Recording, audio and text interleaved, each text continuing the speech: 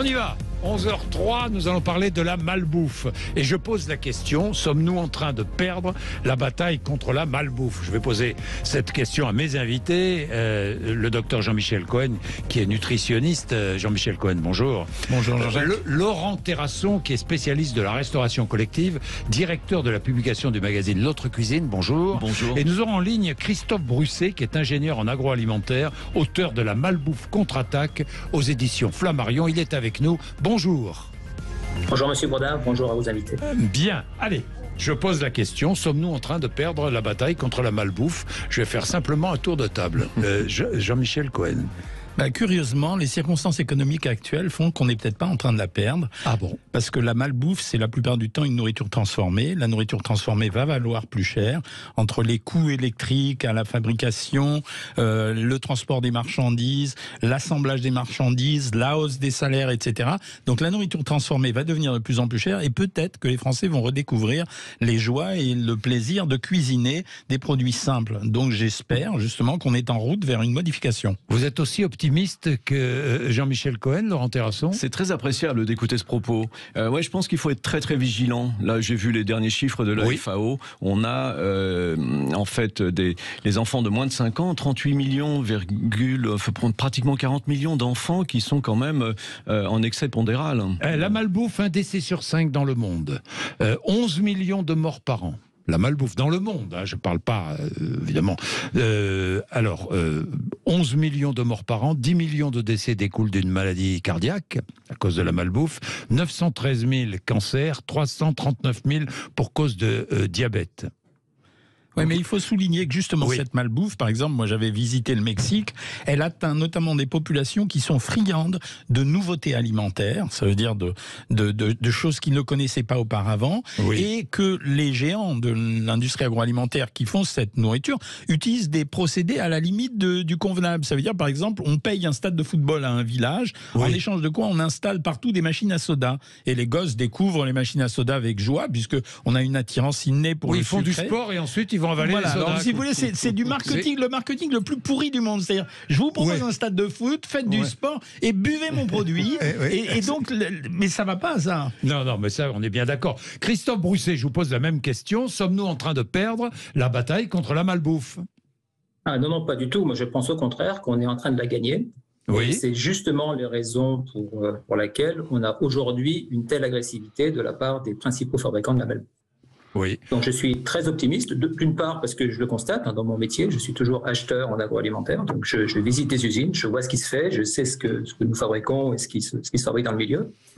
Et non, on se rend compte que, alors, d'une part sous l'effet réglementaire, donc M. Cohen parlait du Mexique et c'est un très bon exemple. Alors, on sait qu'au Mexique a été mis en place une taxe soda extrêmement sévère et qui a eu des effets très positifs. Donc on voit très bien aujourd'hui que les États prennent quand même en main leurs responsabilités.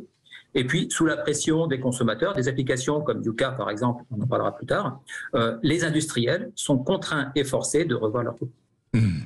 J'ai vu quand même, pardon de modérer votre optimisme, mais j'ai vu quand même cette enquête de la CLCV sur les menus proposés aux enfants dans les fast-foods, justement. Alors, que dit cette enquête? Eh bien, elle dit que les menus enfants et ados, pour les ados aussi, des fast-foods ont trop de calories et leur qualité nutritionnelle est en baisse.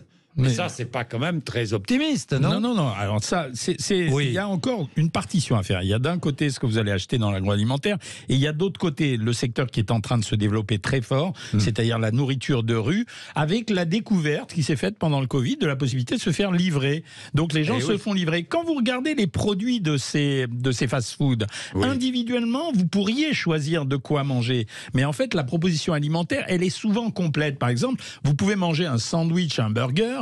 Le burger peut être relativement bien composé, mais on va se sentir obligé d'ajouter les frites et d'ajouter le soda. Pourquoi? Parce qu'il y aura une prime si on fait l'ensemble. Et de ce fait, on a une nourriture qui est de moins bonne qualité. La seule chose positive dans l'histoire, c'est qu'à force de taper sur la malbouffe, la plupart des enseignes que j'ai rencontrées commencent à se concentrer sur la santé. Et en disant, maintenant, il va falloir qu'on tape un peu plus sur la santé, qu'on trouve des produits qui sont bons pour la santé. Pourquoi?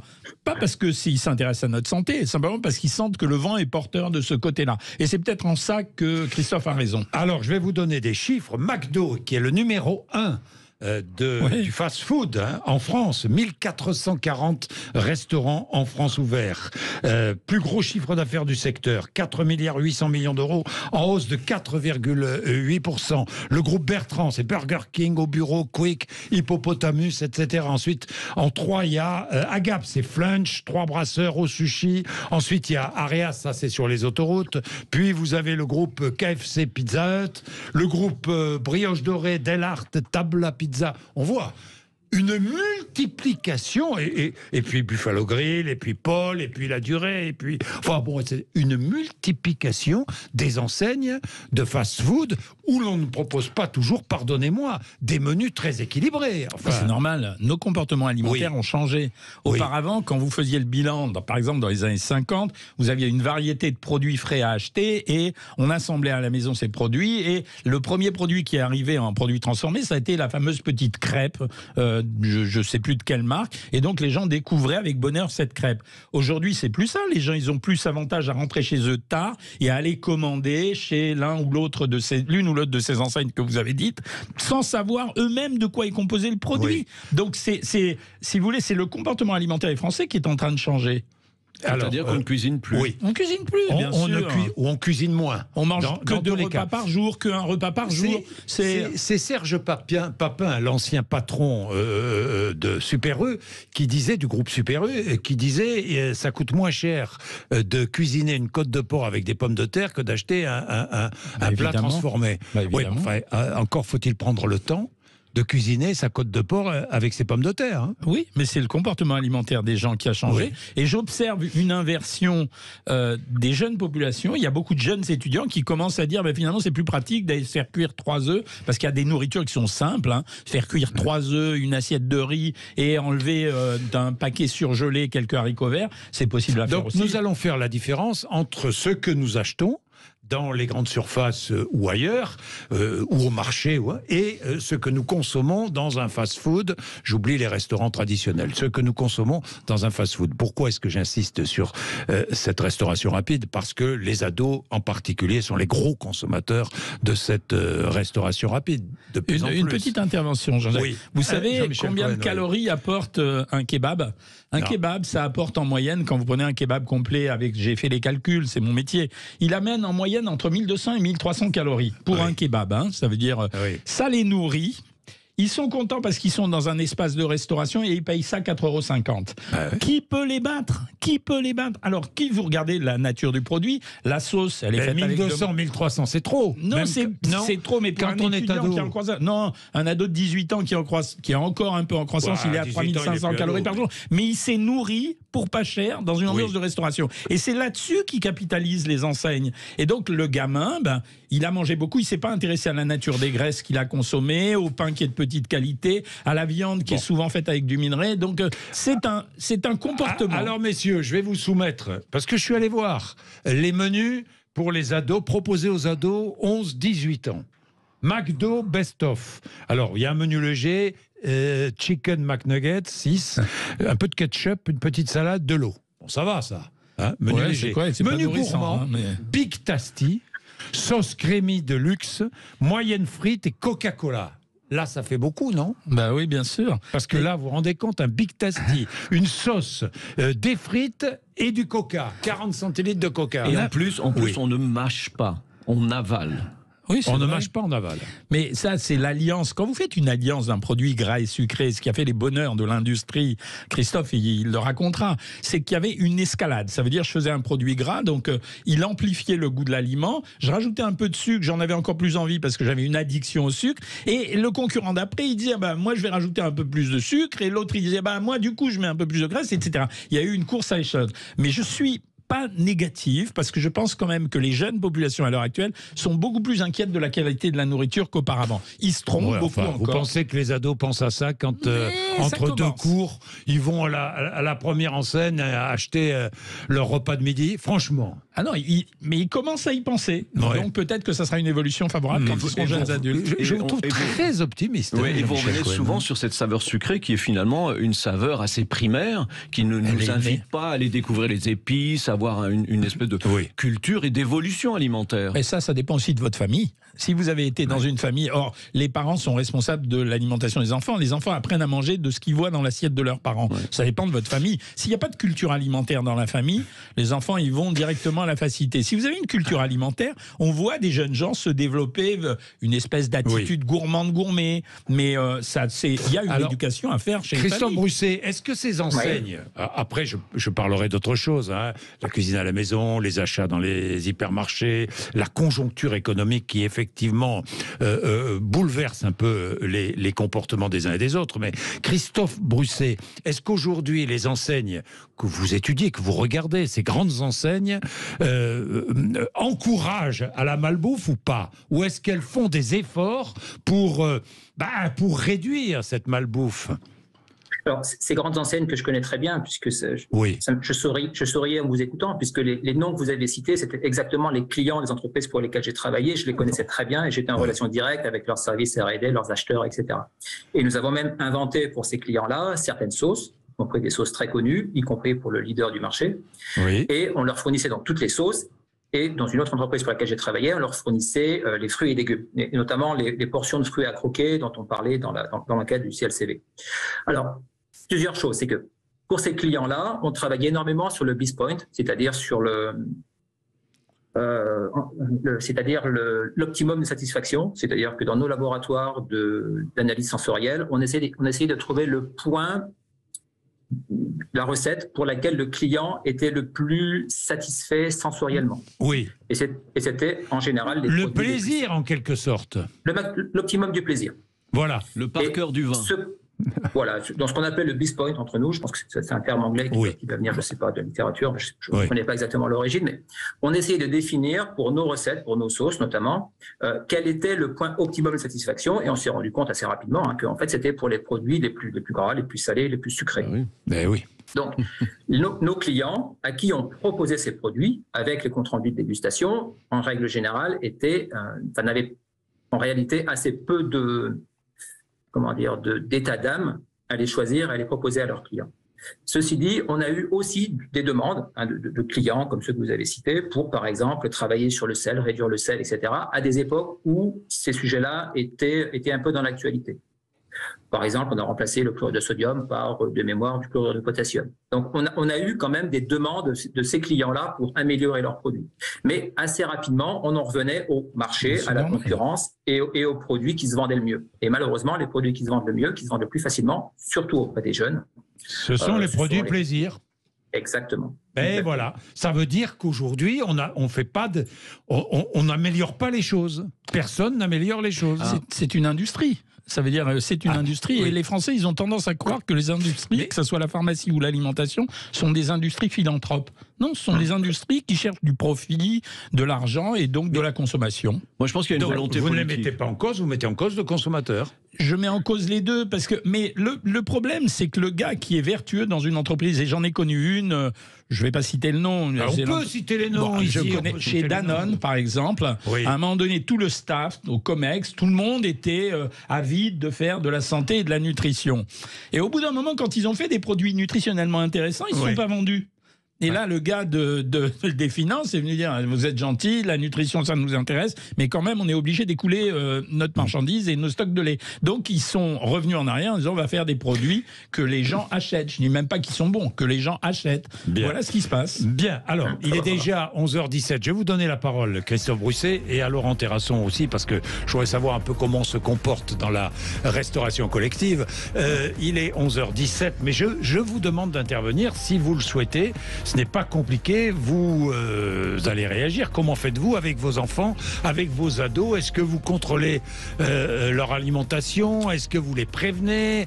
Racontez-nous, est-ce que vous cuisinez? Est-ce que vous êtes revenu à la cuisine, à la maison? Allez-y, on en parle. 0826 300 300, vous êtes sur Sud Radio. Bien, Christophe Brousset, oui, des produits. Vous disiez, tiens, Laurent Terrasson, pendant la pub, vous disiez, mais dans toutes ces enseignes dont on parlait d'Otakos, par exemple, qui est prisé par les ados, par beaucoup d'ados. Otakos, ce ne sont que des produits transformés. C'est d'une production d'assemblage, donc il est évident qu'il n'y a pas de cuisinier. On assemble le hamburger, le pain, mais bon...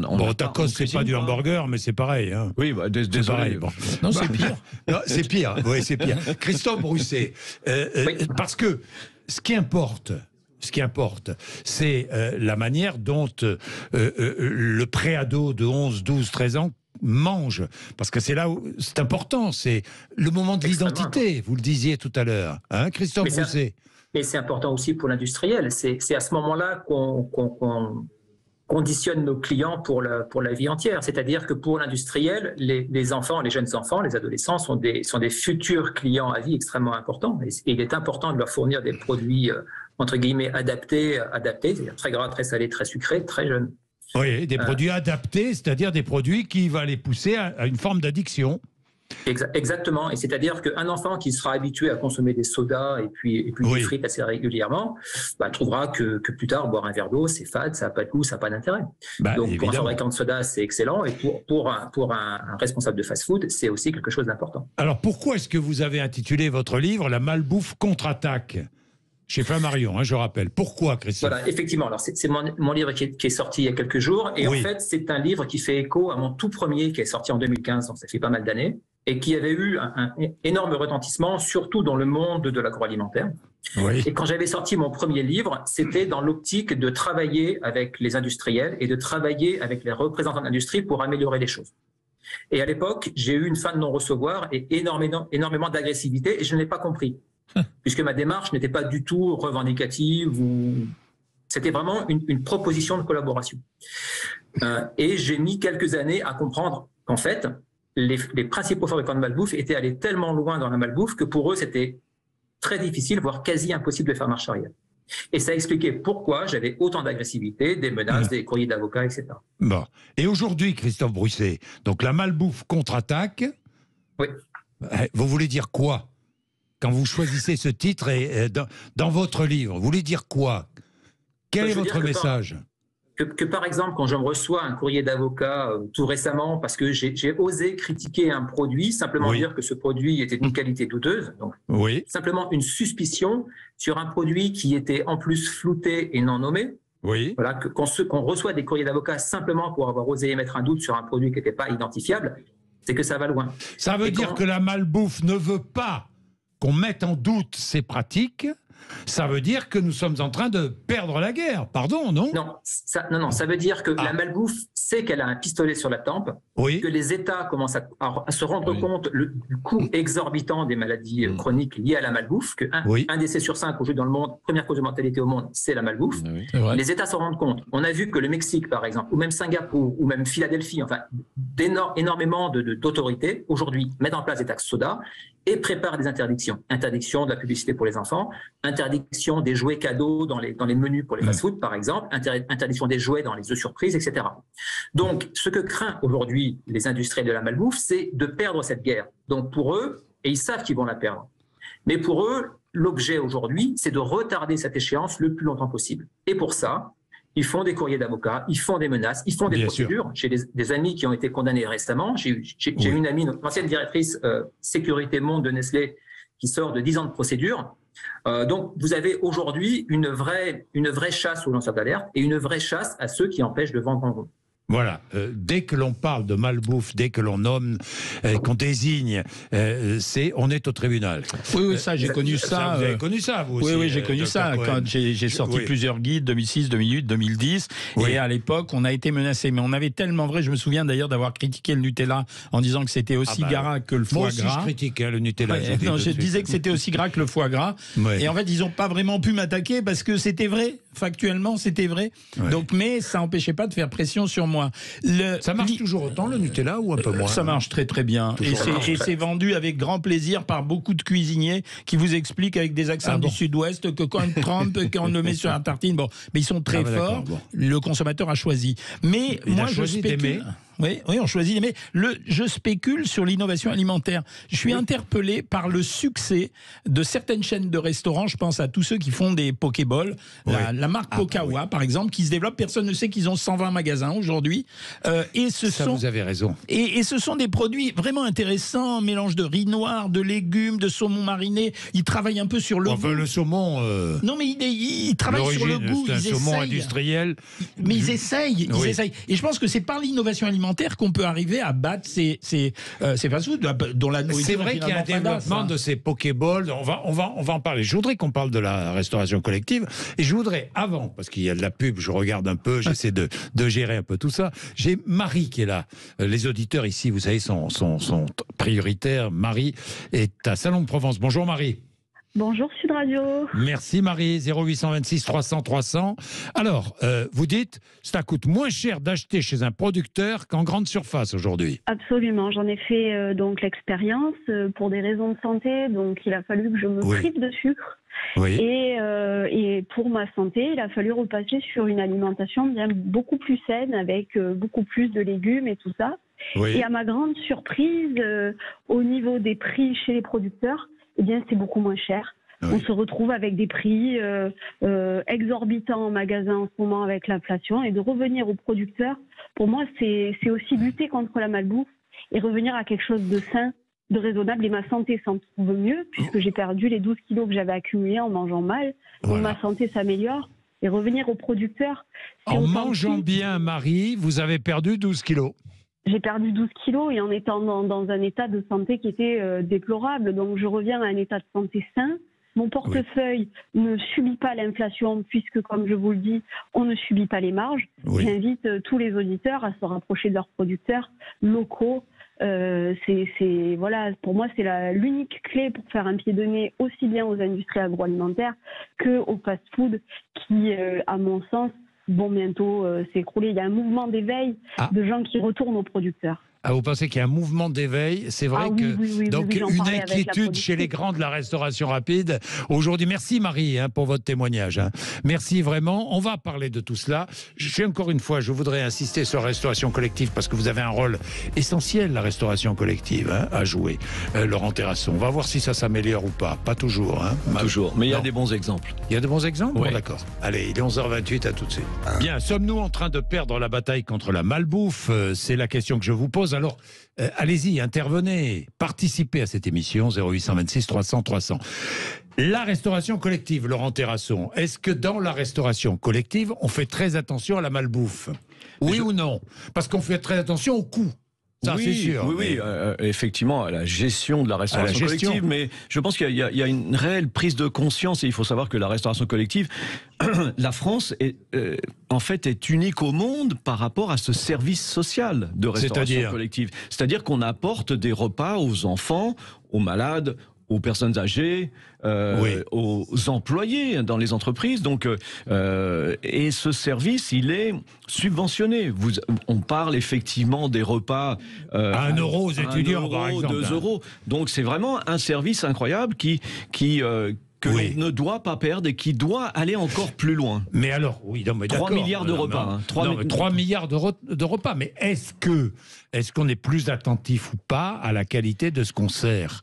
Parce que les acheteurs, eux, ne pensent qu'à une chose, c'est le prix. Évidemment, les économes, comme on les appelle. Le meilleur prix. Voilà. Le meilleur prix. Mais en fait, et c'est vrai que la restauration collective n'est pas le meilleur des acheteurs, bien au contraire, mais il y a quand même des améliorations et surtout une prise de conscience politique depuis les États généraux de l'alimentation en 2017.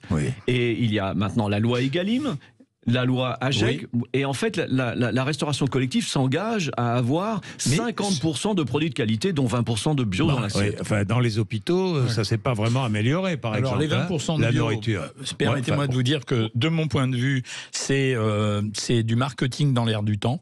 Ça n'apporte rien aux gens, puisqu'il reste 80% de pas bio, déjà, et que le bio n'a jamais démontré qu'il était vraiment supérieur pour la santé, contrairement à l'air du temps, ou cette petite rumeur qui court. La deuxième chose, c'est qu'ils sont obsédés. Le bio est devenu tellement cher maintenant. Oui, en plus.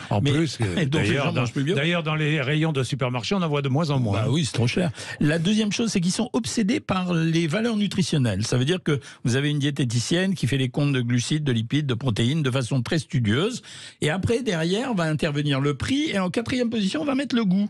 Or, ça ne sert à rien. Ça veut dire, si un produit n'est pas goûteux et s'il n'est pas mangé, ok, vous avez bien fait sur le papier tout ce qu'il fallait faire, les valeurs nutritionnelles, les achats, l'équilibre général du menu. Mais derrière, c'est pas mangé. Et c'est pour ça que les restaurateurs, par exemple, dans les écoles, quand vous parlez avec les cuisiniers des cantines, et vous dites, bah ouais, mais écoute, je préfère faire un burger avec des frites, au moins c'est mangé, parce que si j'en fais du haricot vert avec du colin, c'est jeté. Enfin, il n'y a pas de colin. Et comment on fait évoluer, justement, cette éducation, comment on fait évoluer, justement, ce problème de la malbouffe? En cuisinant. Et donc, je suis tout à fait d'accord avec vous, mais en le prenant en compte, et je pense que la restauration collective est aujourd'hui en train de le prendre en compte. Alors, la question du bio, ça, je vous laisse. Mais on a méprisé les cuisiniers. Non, ah oui. Alors, on a fait des cuisiniers, des cantines scolaires, des sous-cuisiniers. C'est un service social. Vous savez, si vous allez dans une petite commune, vous allez voir qui travaille en restauration collective. C'est des gens auxquels on propose un service et ils apprennent la cuisine souvent. Donc, on vient quand même de loin. Vous vous souvenez de l'émission des cantines que j'avais faite avec Lignac? On avait la moitié des cantines où on allait. Ça s'est arrêté. Cyril Lignac, pourquoi est-ce qu'il a arrêté? Attendez, je vous raconte l'histoire. Je sais bien. On avait la moitié des cuisiniers des cantines qui étaient dégoûtés de leur travail parce qu'ils étaient bridés par l'économat, que les enfants mangeaient pas, etc. Et on en avait d'autres qui étaient des passionnés, qui partaient le matin à 6h30 du matin, aller faire le marché, chercher la promo, pour aller faire des trucs intelligents et marrants à faire. Quelques-uns. Mais sauf que, quand ils faisaient ça, il y avait le médecin scolaire ou quelqu'un de la préfecture, il venait leur dire, oh, attention, l'hygiène, les conditions sanitaires. L'hygiène, c'est la priorité, parce que vous ne pouvez pas faire manger dans un hôpital n'importe quoi. C'est ce qu'on a vu pendant la crise du Covid. Ce qu'on a vu pendant la crise du Covid. Vous avez vu des personnes très, très bienvenantes qui ont voulu apporter dans les hôpitaux des repas. Mais attendez, il y a un service et alors justement, dans la restauration rapide, les grands du fast-food, de cette malbouffe, ne sont pas entrés, ils ne sont pas présents. Christophe Brusset, ils sont présents dans la restauration collective, non? Si, bien sûr. Oui, on est très présent. On est présent sur tous les marchés, c'est-à-dire qu'on apporte des produits faciles à utiliser, souvent des produits très peu chers qui se conservent bien. Enfin, on va trouver dans la restauration collective, par exemple, les fonds de sauce déshydratés, des soupes, des desserts, produits surgelés. Oui, tout à fait. Ce sont des produits qui seront différents, qui d'ailleurs, entre parenthèses, sont souvent de beaucoup moins bonne qualité que ce qu'on trouve dans les rayons. Oui. Pour la simple et bonne raison que personne ne voit les listes d'ingrédients. C'est-à-dire qu'aujourd'hui, dans un supermarché, vous regardez les ingrédients, vous dites, oulala, il y a de l'huile hydrogénée. Je ne le prends pas, c'est pas bon, je ne sais pas trop pourquoi, mais on m'a dit que c'était pas bon, je ne le prends pas. Par contre, dans les produits pour la restauration, alors que ce soit les cantines scolaires, les hôpitaux ou les restaurants, les simples restaurants ou les professionnels de la restauration, on trouve énormément d'huile hydrogénée aujourd'hui. Ouais, ça veut dire qu'on refourgue tous les mauvais produits, quoi. C'est-à-dire que pour les professionnels, souvent le prix est le driver numéro 1. C'est-à-dire que le prix est ce qui compte ce qui est regardé en priorité. Et comme le prix, c'est ce qui compte pour le professionnel, celui qui fabrique, et comme le prix, c'est aussi la priorité pour l'économe qui achète, qui en subit les conséquences? Le consommateur. Qui est à l'hôpital ou qui est dans une école. Comment on apporte un service d'une alimentation de qualité à un prix accessible au plus grand nombre? Parce que je crois que ça, c'est la vraie question. Et quand, effectivement, sur les ingrédients... en restauration collective, il y a de plus en plus de vigilance. Et récemment, j'ai visité la toute nouvelle cuisine centrale du département du Val-de-Marne. Olivier Capitano, ils ont investi énormément dans cette cuisine. Et il y a de l'informatique. Et là, l'informatique va changer les choses. Parce qu'on contrôle de plus en plus. Vous avez des fiches techniques, je vais vous dire, très précises. C'est-à-dire qu'on parle vraiment de traçabilité des produits. Si vous allez voir cette cuisine, les pommes de terre arrivent d'un producteur, un petit producteur en Île-de-France, local. Voilà. On a des démarches comme ça de qualité qui commencent à émerger. Et sincèrement, le service de la restauration collective, si on prend que le scolaire, c'est peut-être là le problème. C'est que le coût de ce restaurant, c'est un restaurant qui fonctionne un tiers de l'année, juste le midi. Oui. Vous vous rendez compte, vous allez dire à un restaurateur, vous ouvrez juste un tiers de l'année, 140 services le midi, ce sera suffisant. Mais non, c'est pas suffisant. Vous avez des infrastructures, vous avez des équipes. Si on veut les valoriser, eh bien, il faut ouvrir la restauration collective vers des précaires, vers des personnes qui en ont besoin. Les pays nordiques, qui sont vraiment un exemple en termes de qualité nutritionnelle et de bonne santé de leurs enfants, ils ont ouvert le droit aux parents de laisser les enfants amener des lunchbox. Ça veut dire que ça ouvrait la possibilité d'alimenter un enfant en fonction de ses propres goûts, de ses propres allergies, etc., etc. Ici, on est bloqué sur le sujet. La deuxième chose, c'est que je voudrais que vous sépariez la restauration collective dans le milieu scolaire avec la restauration collective dans les hôpitaux qui me rend dingue. On est d'accord, c'est les restaurations collectives. Le médecin arrive en disant « Mon petit gars, il faut que vous vous requinquiez, allez, il faut manger. » Puis on lui sert une viande en gelée avec des haricots verts qui n'ont pas de goût. Et on dit « Oui, on a donné à manger. » Mais c'est nul. Oui, c'est nul. Alors, Laurent, lui à Paris, qui soulève une autre question, qui est restaurateur. Bonjour Laurent. Bonjour. Bonjour, que vouliez-vous dire Laurent? Eh bien, moi, en fait, au moment où j'ai voulu intervenir, on n'était pas encore sur la partie de la restauration collective. Oui. Et il me semblait important de prendre le sujet sous un autre angle. Allez-y, allez-y, ouvrez un angle. Allez. Voilà, ça me semble important de dire que notre métier, malheureusement, moi je suis cuisinier depuis l'âge de 15 ans, j'en ai 55, j'ai fait 20 ans d'étoilé, donc j'ai un long passé en cuisine. Et j'ai fait un peu toutes sortes de restaurations après l'étoilé. Ce qu'on peut dire aujourd'hui, c'est que moi, je pense que notre métier n'est pas protégé. Je pense que ce qui est compliqué pour les gens, c'est d'avoir marqué aujourd'hui sur une enseigne restaurant, alors que ce n'est pas un restaurant.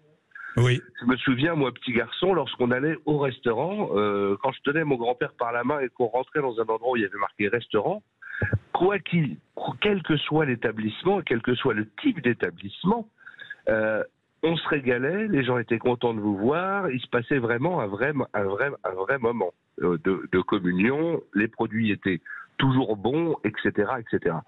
Aujourd'hui, vraiment, c'est tiré vers le bas. Moi, depuis que je fais ce métier, ça fait 20 ans que je suis à mon compte, j'ai eu plus de 200 salariés dans le temps, j'entends, sur 3 restaurants différents. La malbouffe, je la vois grandir de partout. Et vous voyez ouvrir autour de vous des kebabs, des burgers, des... Enfin, plus... Mais... Et alors, on a une espèce de doxa comme ça à l'intérieur. Moi, je suis Paris Intramuros, dans le 11e. Oui. Et alors, quand j'en parle avec des gens, tout le monde me dit « Mais non, c'est pas vrai. Mais non, nous, on fait attention. » Oui. C'est faux. À 80%, ce sont ces endroits où les gens font la queue. Et c'est dramatique. Et quelquefois, pour 1 ou 2 euros près, on passe à côté du bonheur. Oui. Et les gens s'en foutent, en fait. Et plus ça va, plus les gens s'en foutent. Sans s'en rendre compte, j'ai l'impression. Oui, nous ferons la différence aussi entre les grandes villes, les milieux urbains et les milieux plus ruraux, où là, on a peut-être une autre tradition culinaire, mais on subit aussi la pression de la malbouffe, ça c'est évident. Jean-Michel Cohen. Dans les villes, à l'heure actuelle, le système qui est en train de performer, c'est le système de livraison à domicile.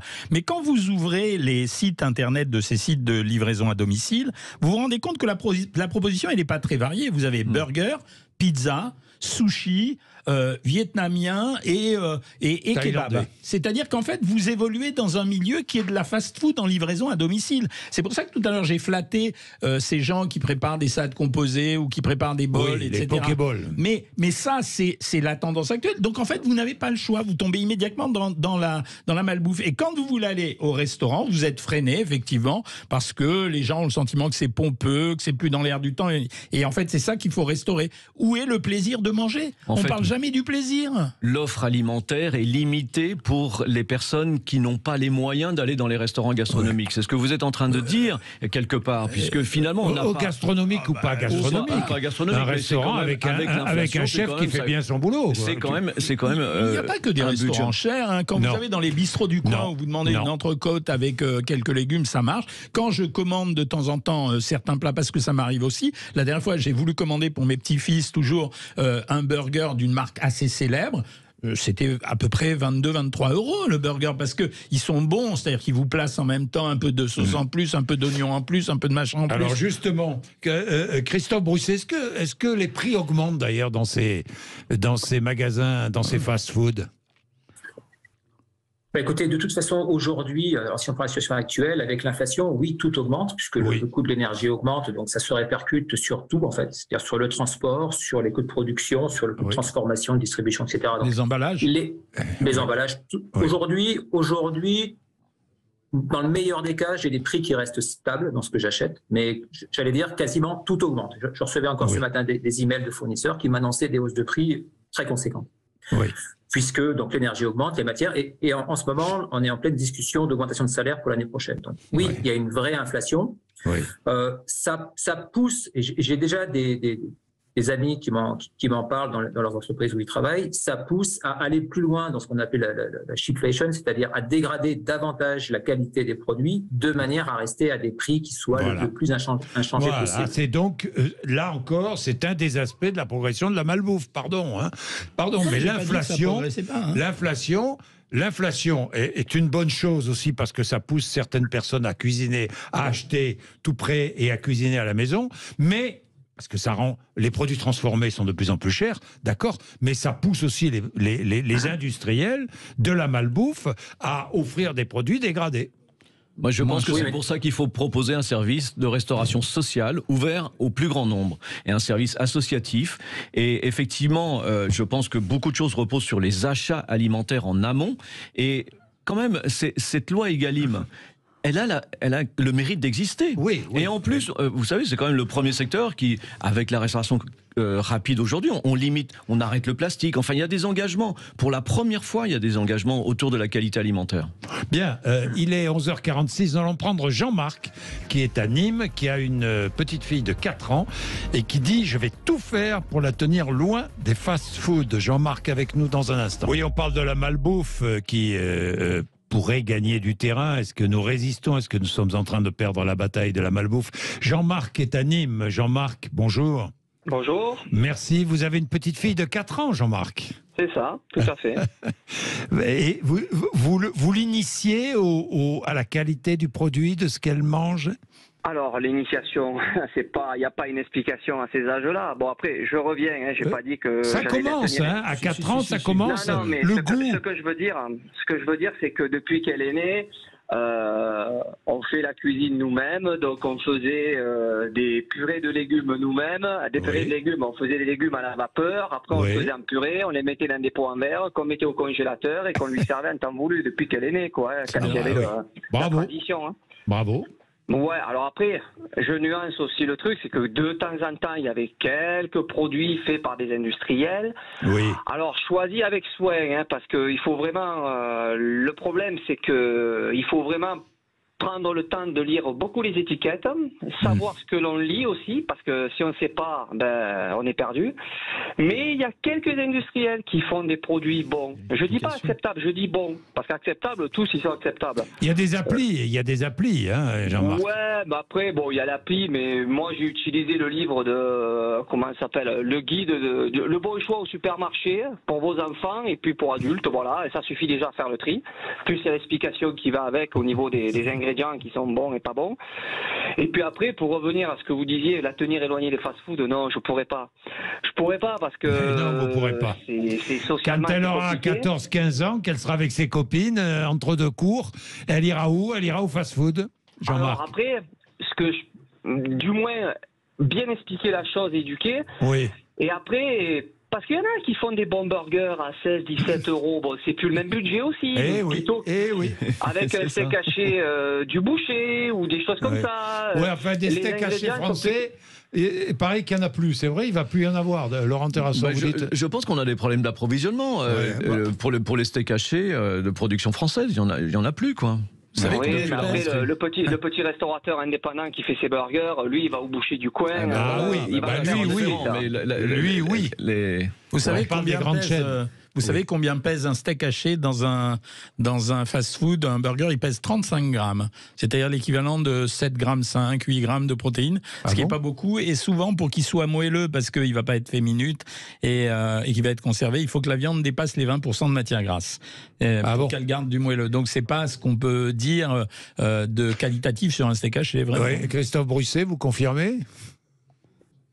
Ça peut varier suivant les suivant les fast-foods, vous avez, ça va effectivement de très léger jusqu'à, je crois, 180 grammes pour le leader, pour un sandwich particulier.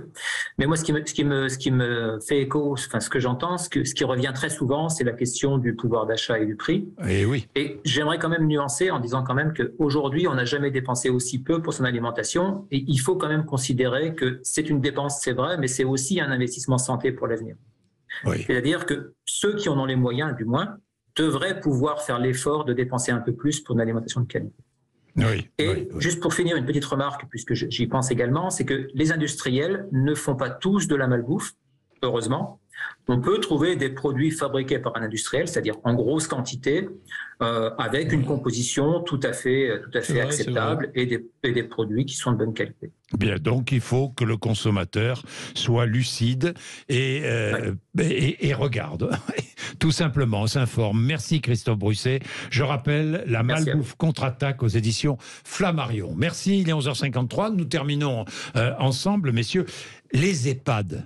C'est catastrophique ce qu'on sert dans les EHPAD. En général, hein, ce sont des généralités, mais généralement c'est catastrophique. Il y a des exceptions, bien sûr. Mais... Alors, ça a été le fameux scandale qu'on a vu récemment. C'est-à-dire, à un moment donné, on faisait tellement d'économies de coûts sur la nourriture, on en faisait sur tout, et donc sur la nourriture, qu'au bout d'un moment, la nourriture était devenue secondaire. Ils étaient captivés par une seule chose, c'était quand ils avaient des patients en difficulté, c'est que la nourriture soit vraiment malaxée. Ils appellent ça... On va faire en intraveineuse bientôt. Oui, mais c'est parce qu'en fait, oui, le budget, vous avez raison, le budget alimentaire, il est ridicule même dans un hôpital. C'est 0,01%. Et dans un EHPAD aussi, c'est ridicule. Dans un EHPAD, mais le coût denrées alimentaires, je pense que c'est là le problème, c'est que le coût denrées alimentaires, on parle de 2 € le repas, voire le coût la journée, vous l'avez bien entendu pendant le scandale, 4 à 5 € le coût global de la journée, le coût denrées alimentaires, on parle que de ça. Alors que 60% du coût de la production d'un repas, c'est les ressources humaines. Et ça, on n'appuie pas suffisamment là-dessus. On a besoin de cuisiniers. On a eu un cuisinier qui a témoigné. On a besoin de les former, de les encadrer. Moi, je pense que... sincèrement, la restauration collective, c'est une passerelle pour justement former des gens qui cherchent un métier. Et en plus, la cuisine, c'est quand même un métier, on est tous d'accord autour de la table, c'est un métier magnifique. On adore, nous, cuisiner, mais ça a été dans le quotidien. Aujourd'hui, c'est abandonné, la cuisine. Donc il faut trouver des solutions finalement accessibles au quotidien, des solutions de restauration. Et pour l'instant, j'ai pas l'impression qu'on les ait vraiment. Alors, Jean-Michel Cohen, là je me tourne vers le nutritionniste, vraiment, pour être en forme, pour ne pas trop grossir, ni ne trop maigrir d'ailleurs, parce que c'est pas si bon non plus, que trop maigrir, il faut simplement manger équilibré. Là, oui, mais quand on dit manger équilibré... Ça veut dire quoi, manger équilibré ? Il faudrait expliquer aux gens qu'on a des quotas à respecter en termes de sucre lent, c'est-à-dire qu'on est obligé de prendre entre 30 et 50% de notre nourriture sous forme de sucre lent, qu'on est obligé, et particulièrement dans les EHPAD, d'avoir des taux de protéines. Donc il faut manger du sucre. Mais il faut manger des sucres lents. Des sucres lents, pas des sucres rapides, tels que vous l'entendez dans les sodas, mais des pâtes, du riz, des pommes de terre, des lentilles, des la base, c'est la base de la nutrition. Bien sûr, c'est ce qui nourrit votre énergie. Derrière, la seule chose importante qu'il ne faut pas louper, c'est les protéines, car notre corps n'est pas apte à les fabriquer. Donc si on ne les reçoit pas de l'extérieur, on ne sait pas fabriquer des protéines, donc on abîme nos muscles et on peut abîmer jusqu'à nos cœurs, nos organes nobles, notre rein, notre foie, etc. Et après, vous avez les végétaux, effectivement. Et les gens sont captivés aujourd'hui. Les gens vous parlent de manger équilibré. Pour eux, c'est manger des fruits et des légumes. C'est pas vrai, c'est pas que ça. La vraie vérité, c'est que quand on avait fabriqué le PNNS, on avait dit qu'il fallait 400 grammes de fruits et légumes par jour. Le chiffre de 3 à 5 nous semblait pertinent. On n'a jamais dit manger que des fruits et des légumes. Et faire 400 grammes de fruits et légumes par jour, c'est une pomme et une assiette de carottes, c'est pas plus. Et Jean-Michel Cohen observer une diète une fois par semaine, c'est ridicule. Vous saviez, je vais être grossier, le nombre de conneries que j'entends sur Internet aujourd'hui, entre ceux qui veulent jeûner, ceux qui suppriment le sucre, ceux qui enlèvent le gluten, ceux qui enlèvent le lait, ceux qui enlèvent les œufs, etc. Les gens racontent n'importe quoi, les produits laitiers qui vont vous empêcher d'avoir de l'arc, qui vous permettent permettre d'avoir de l'arthrose. Mangez du collagène sous forme de complément alimentaire parce que vos tendons iront mieux. Les compléments alimentaires. La diffusion alimentaire, la diffusion de l'information alimentaire faite par des non-professionnels a créé une confusion qui met le désordre dans l'alimentation des Français. Et les menus végétariens, vous savez, maintenant on est obligé de servir des menus végétariens en restauration collective, donc une fois par semaine, avec des protéines végétales. Alors, alors là, on est vegan, ça veut dire parce que végétarien, pour moi, quelqu'un qui mange des œufs, du lait et du fromage. Il n'est pas végétarien. C'est un végétarien, il peut ne jamais manger de viande, je m'en fous complètement. Obliger des gosses à manger vegan est particulièrement stupide. Ça relève d'un dogme. Alors après, je suis pas juge de ce dogme, mais ça relève d'un dogme. C'est pas, je vois pas l'intérêt de faire ça. Bien, merci à tous les deux, merci d'être intervenus. 0826 300 300.